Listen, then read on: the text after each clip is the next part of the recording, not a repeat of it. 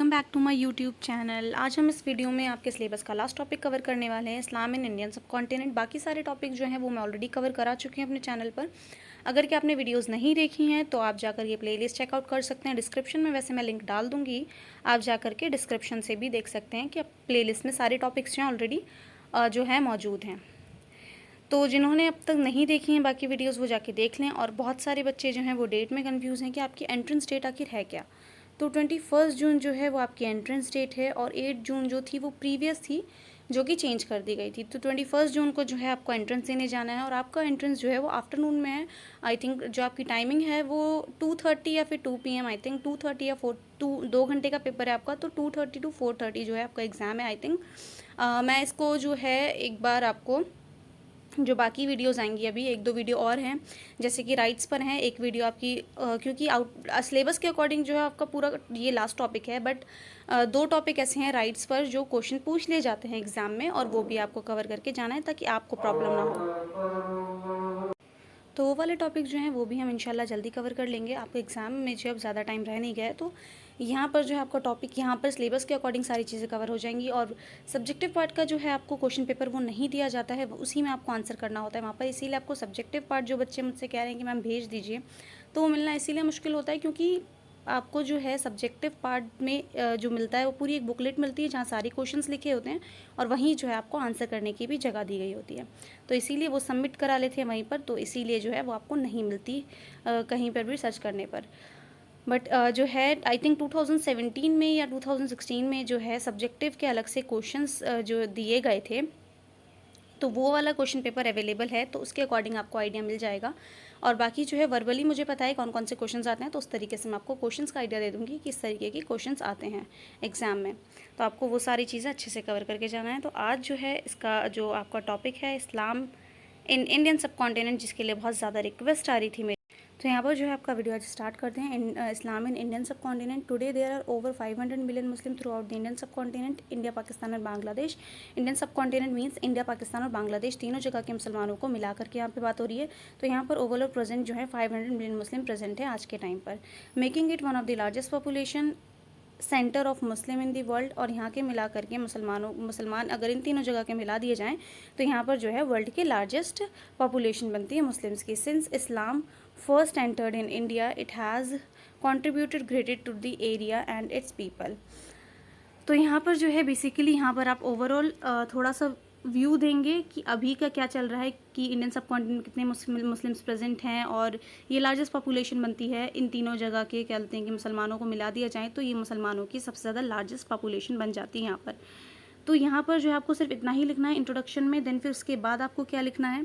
Basically ये जो इस्लाम in Indian सब कॉन्टिनेंट है यहाँ पर आपको प्रेजेंट डेटा नहीं, आपको एंशियंट और मिडिवल की बात करनी होती है। और यहाँ पर बताना होता है आपको कि इंडिया में इस्लाम बेसिकली कैसे फैला। तो यहाँ पर जो है आपको ये सारी चीज़ें लिखनी होती है। बच्चे प्रेजेंट का लिख कर आ जाते हैं, ऐसा नहीं है मार्क्स नहीं देते, लेकिन बहुत कम मिलते हैं प्रेजेंट का लिखने पे मार्क्स, क्योंकि यहाँ पर जो क्वेश्चन की रिक्वायरमेंट होती है वो एंशियंट और मिडिवल की होती है बेसिकली, कि एंशियंट टाइम से जो है इस्लाम किस तरीके से फैलता हुआ आया है। जब अगर जिन बच्चों का भी एडमिशन हो जाएगा इस्लामिक स्टडीज़ में, जब वो आगे इस टॉपिक को पढ़ेंगे, जब सर समझाएंगे तब आपको ये चीज़ ज़्यादा अच्छे से समझ में आएगी कि यहाँ पर एंशियंट की बात क्यों की जा रही है। या वहाँ पर भी आपको जो है जब आप एंट्रेंस जो क्रैक करने के बाद एंट्रेंस जब आप पढ़ेंगे इन सारी चीज़ों को, तब वहाँ पर भी आपको एंशियंट का ही लिखना होता है। सो आगे क्या है यहाँ पे, द अर्लीस्ट मुस्लिम इंडियाज़, ठीक है, पहले के मुस्लिम जो है इंडिया में, इंडिया के पहले मुस्लिम कैसे होते थे। Even before the prophet life, even before the life of prophet Muhammad सल्लल्लाहु अलैहि वसल्लम peace be upon him, in 600s Arab trades were in contact with India. Basically क्या है, इंडिया और अरब के जो रिलेशनशिप हैं वो हमारी नबी की लाइफ से पहले से चले आ रहे हैं। हमारे नबी की बर्थ से पहले से ही जो है इंडिया और अरब के रिलेशनशिप थे और काफ़ी अच्छे रिलेशनशिप थे। बेसिकली वो किस तरह के रिलेशन थे, वो ट्रेडिंग वाले रिलेशन थे, बिज़नेस करते थे। इंडिया से सामान अरब आता था, अरब का सामान इंडिया जाता, तो इस तरीके की ट्रेडिंग के रिलेशन जो है इंडिया और अरब में पहले से ही चलते आ रहे थे। Merchants would regularly sails to the west coast of India to trade goods such as spices, gold and African goods. तो बेसिकली जो है ओशन के थ्रू ट्रेड की जाती थी पहले। अगर कि आप लोगों को थोड़ा बहुत भी एंशियंट हिस्ट्री पढ़ी हो या आपने थोड़ी भी ज्योग्राफी पढ़ी हो, तो पहले जो है ओशन के थ्रू जो है वो ट्रेड की जाती थी। तो यहाँ पर वही बात की करी जा रही है कि ओशन के थ्रू जो है ट्रेड किया जाता था। बेसिकली कौन कौन से गुड्स की ट्रेड की जाती थी?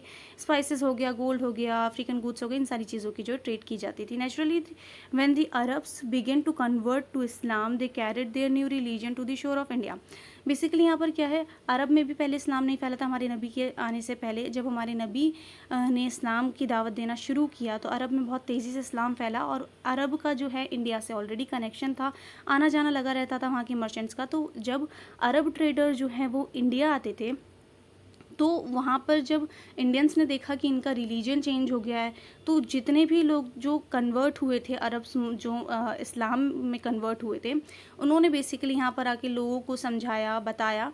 तो जो जितने भी लोग न्यू रिलीजन से, मतलब कि इस्लाम से जो इन्फ्लुएंस हुए थे, तो उन लोगों ने भी इस्लाम कबूल कर लिया था। तो ये चीज़ जो है इंडिया में भी देखने को मिलना शुरू हो गई थी हमारे नबी के टाइम से ही। The first mosque of India, the Cheriman Juma Mosque, was built in 629 during the Prophet life. ठीक है, तो यहाँ पर क्या है, पहली इंडिया में जो मस्जिद बनी वो कौन सी मस्जिद थी? इंपॉर्टेंट क्वेश्चन है आपके लिए, ये एमसीक्यू में पूछ लिया जाता है। चेरामन जुमा मस्जिद जो है ये पहली मस्जिद थी इंडिया की। कब बिल्ट हुई? ईयर भी याद रखिएगा, 629 जो ईयर है 629 एडी में जो है बनी थी आपकी चेरामन जुमा मॉस्क। ये जो है ये मस्जिद हमारे नबी की पर्दा फरमाने से पहले ही इंडिया में बन गई थी। और आपके लिए जगह भी इंपॉर्टेंट है बेसिकली कि चेरामन जुमा मॉस्क वो कहाँ पर है। केरला में जो है चेरामन जुमा मॉस्क है, ये आपका जो है केरला में है। आपसे जगह भी पूछ लिया जाता है, मस्जिद का नाम भी पूछ लिया जाता है। तो in Kerala by the first Muslim from India Cheraman Perumal बक्षरा रवि वर्मा। तो बेसिकली इनका ओल्ड नेम है चेरेमन पेरुमल बक्षरा रवि वर्मा, जो हैं ये वहाँ के रूलर थे। ये उनका पुराना नेम है। मतलब जब उन्होंने इस्लाम कबूल कर लिया था तो उन्होंने अपना नाम जो है वो चेंज कर लिया था। बट उनका ये नाम यहाँ पे मेंशन करने का मीनिंग ये है कि इन्हीं के नाम पर जो है मस्जिद का नाम रखा गया था चेरेमन जुमा मॉस्क। तो आपको ये नाम भी पता होना चाहिए। ये पहले मुस्लिम थे जिन्होंने इंडिया में पहले पर्सन थे जिन्होंने इंडिया में इस्लाम कबूल करा था। और केरला में जो है सबसे ज़्यादा इन्फ्लुएंस देखने को मिला था हमारे नबी के टाइम से ही। तो इनका नाम जो है क्या है, चेरेमन पेरुमल बक्षरा रवि वर्मा, और इन्हीं के नाम पर चेरेमन जुमा मॉस्क जो है नाम रखा गया था मस्जिद का, चेरेमन जुमा मस्जिद। और ये बिल्ट कब हुई? 629 में, और ये है कहाँ पर? केरला में। तो इतनी बात आपको एमसीक्यू के लिए भी अच्छे से याद रखनी है। उसके बाद है आपका through continued trade between Arab Muslims and Indians, Islam continued to spread in the coastal India cities, town, both through immigration and convergence. तो बेसिकली यहाँ पर क्या है, कंटिन्यू था द ट्रेड अरब मुस्लिम्स का और इंडियंस का। तो इंडियन सब कॉन्टिनेंट में जो है हमारी इंडियन जो कोस्ट लाइन है, जो केरला वाला जो साइड है, यहाँ पर जो है बहुत ज़्यादा तेज़ी से इस्लाम जो है इस्लाम और कन्वर्जन जो फैलने लगा था बहुत ज़्यादा तेज़ी से। तो यहाँ पर यही बात है जो मैं आपको ऊपर अभी बता चुकी। The trading Arab groups established business community in the southwest coast of India. Indian maritime traders made extensive voyages to the Arab world for the purpose of trading. These visits of resulting in the religious conversion various shots as they were many things which were common between Hindu, Muslim, and the pagan religion exist in the West Asia. तो basically यहाँ पर क्या है, यहाँ पर जो है trading की बात बताई जा रही है कि अरब ग्रुप जो है उन्होंने इस्टेब्लिश करी थी अपनी कम्युनिटी साउथ वेस्ट कोस्ट में इंडिया के। और बेसिकली यहाँ पर क्या है, यहाँ पर जो है यहाँ पर ये बताया जा रहा है कि उनके विजिट से क्या रिजल्ट निकला कि रिलीजियस कन्वर्जन होने लगे। Various sorts the many things common between Hindu and the pagans religion even exist in the West Asia. तो वेस्ट एशिया में जो बेसिकली यहाँ पर जो है क्या हिंदुज़म जो था काफ़ी ज़्यादा था। तो यहाँ पर जो है अरब ट्रेडर्स जो आते थे तो उन्होंने भी जो है जो चीज़ अच्छी लगती थी हिंदू रिलीजन के, उन्होंने उस चीज़ को फॉलो करा। हिंदुओं को जो मुस्लिम की कल्चर अच्छा लगता था, उन्होंने बेसिकली कल्चरल इन्फ्लुएंस देखने को मिला इस टाइम पीरियड पर। तो यहाँ पर ये बताया जा रहा है कि क्या जो है इसका इंडियन उस पर क्या असर हुआ अरब वर्ल्ड की ट्रेड का। तो बेसिकली रिलीजियस कन्वर्जन स्टार्ट हो गई थी, कल्चरल इन्फ्लुएंस देखने को मिला, कल्चरल एक्सचेंज देखने को मिला था। तो यहाँ पर बस यही बात की गई है। उसके बाद है आपका the regular commercial interactions between Arab and India's through out this period culminated in the influence each other language and the culture। वही जो मैंने आपको ऊपर बताया, यहाँ पर भी वही बात लिखी हुई है कि यहाँ पर जो है उस पीरियड में क्या हुआ था, लैंग्वेज एंड कल्चरल जो है इन्फ्लुएंस देखने को मिला था। Some Indian goods entered into the Arab world were mainly after the place of origin Al-Hind। तो बेसिकली जो है अरब जो थे वो इंडिया को क्या कहते थे, हिंद के नाम से जो है बोलते थे। तो यहाँ पर जो है अरब वर्ल्ड में जो नेम रखा जाता था उन चीज़ों का, गुड्स वगैरह का, तो क्या कहा जाता था, अल हिंद, मतलब कि ये हिंद की चीज़ है, ये हिंद का ओरिजिन है, मतलब हिंदुस्तान से लाई हुई चीज़ है, ये वहाँ का ओरिजिन है। Indian swords were very famous in the Arab world and they called it Hindi. Basically India की जो तलवारें थी बहुत ज़्यादा वहाँ पर अरब वर्ल्ड में मशहूर थी, बहुत ज़्यादा, और उसे क्या कहते थे ये लोग, हिंदी, मतलब कि ये हिंदुस्तान की तलवारें हैं, हिंदी क्या कहते थे या फिर अल हिंद कहते थे। It gain the reputation of बिगिन very supple and sharp, supple and sharp. Basically reputation जो गेन करी थी वहाँ की हमारी इंडियन तलवारों ने, बेसिकली उसके रीज़न क्या था, क्योंकि हमारी यहाँ की तलवारें जो बहुत ज़्यादा शार्प होती थी, लाइट वेटेड होती थी और बहुत ज़्यादा इजीली जो है हैंडल करके उसे यूज़ किया जा सकता था। तो इसीलिए वहाँ पर अरब में जो है बहुत ज़्यादा इन्फ्लुएंस था किस चीज़ का, इंडिया की जो तलवारें बहुत ज़्यादा पसंद की जाती थी, बहुत ज़्यादा फेमस थी इंडियन तलवारें अरब वर्ल्ड में।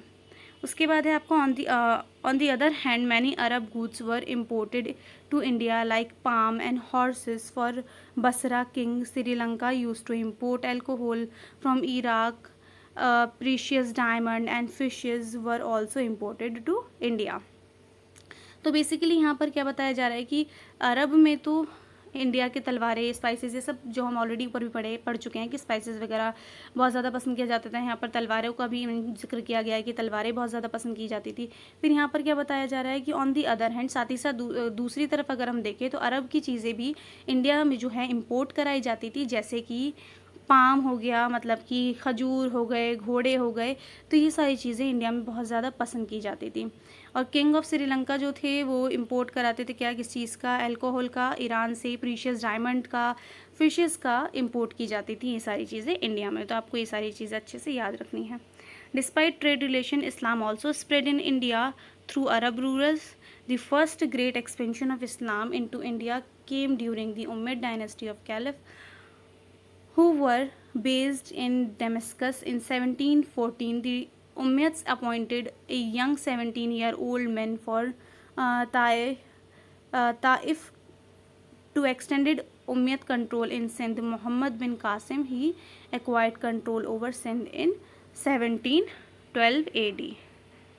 तो यहाँ पर बेसिकली क्या बताया जा रहा है, यहाँ पर ये बताया जा रहा है कि ट्रेड रिलेशन के अलावा इस्लाम जो है स्प्रेड जो हुआ इंडिया में, ये अरब रूलर्स ने भी जो है, रूलर्स जो थे वहाँ के, उन्होंने भी स्प्रेड करने में इंडिया में इस्लाम को हेल्प करा है। फर्स्ट ग्रेट एक्सपेंशन जो हुआ था इस्लाम को इंडिया लाने में, ये कब हुआ था, उम्मयद डायनेस्टी के टाइम पर हुआ था, उम्मयद डायनेस्टी ऑफ कैलिफ्स।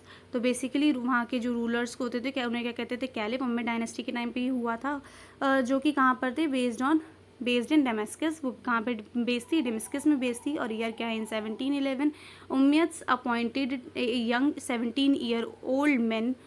तो उन्होंने बेसिकली अपॉइंट करा था 17-year-old मैन को, बेसिकली किस चीज़ के लिए, कंट्रोल करने के लिए सिंध को। उनका नाम क्या था, मोहम्मद बिन कासिम को उन्होंने अपॉइंट करा था कि अक्वायर करें, पूरा कंट्रोल करें सिंध को। 1712 में ये बात जो है, ये चीज़ उम्मयद डायनेस्टी की तरफ से की गई थी। Leaders such as Muhammad Ghaznavi and Muhammad Tughlaq expand Muslim political domains without altering the religion or social fabric of Indian society, because pre-Islam India was entirely based on the caste system in which society was broken into separate parts. Conversion to Islam happened in a step-by-step process. Basically यहाँ पर क्या बात की, यहाँ पर क्या बात की जा रही है कि यहाँ पर बताया गया जैसे कि leader such as Muhammad of Ghaznavi and Muhammad Tughlaq expand Muslim political domains without altering the religion and social fabric of Indian society.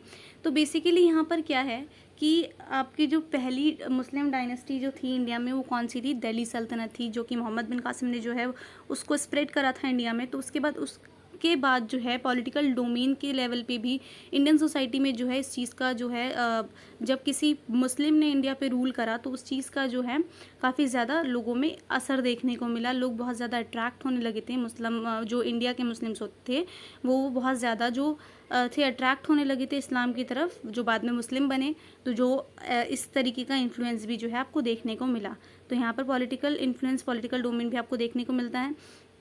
Basically उसके बाद क्या है, इस्लाम से बेसिकली इस्लाम से पहले इंडिया में क्या था, बहुत ज़्यादा कास्ट सिस्टम था सोसाइटी में, जिससे ज़्यादा लोग बहुत ज़्यादा परेशान थे।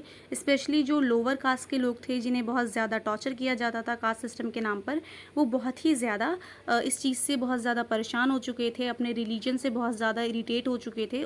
इस वजह से वो लोग ज़्यादा जो है इस्लाम की तरफ इन्फ्लुएंस उनका देखने को मिला, बिकॉज ऑफ कि इस्लाम में किसी भी तरह के डिस्क्रिमिनेशन की बात नहीं की जाती, कास्ट सिस्टम की बात नहीं की जाती है, इक्वालिटी की बात करता है इस्लाम। तो यहाँ पर इसीलिए जो है उन लोगों का कन्वर्जन बहुत ज़्यादा देखने को मिला। Conversion to Islam happens in a step by step process. तो धीरे धीरे वो लोग जो है इस्लाम की तरफ बहुत ज़्यादा इन्फ्लुएंस होने लगे, बिकॉज ऑफ कि वो कास्ट सिस्टम से बहुत ज़्यादा डिप्रेस्ड थे और काफ़ी ज़्यादा परेशान थे इस चीज़ से।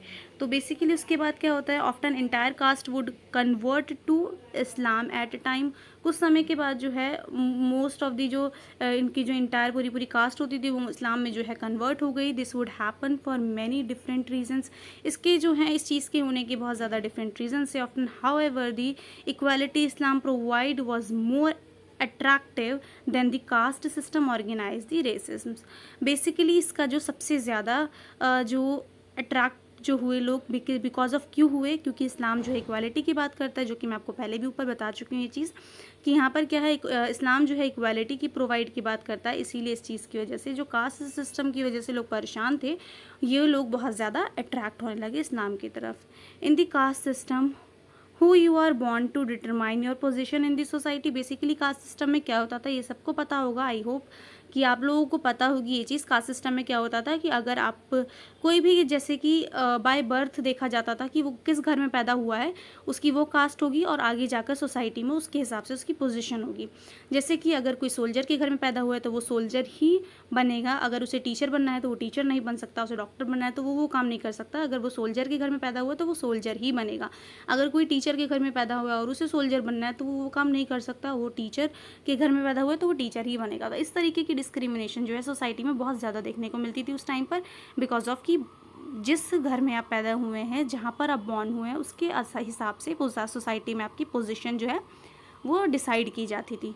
There was no opportunity for social mobility और to achieve greater than what your parents achieved. तो बेसिकली यहाँ पर कोई अपॉर्चुनिटी नहीं थी, सोशल मोबिलिटी नहीं थी, कोई ऐसी चीज़ नहीं थी जिससे आप कुछ ज़्यादा बड़ा अचीव कर सकें अपने पेरेंट्स से।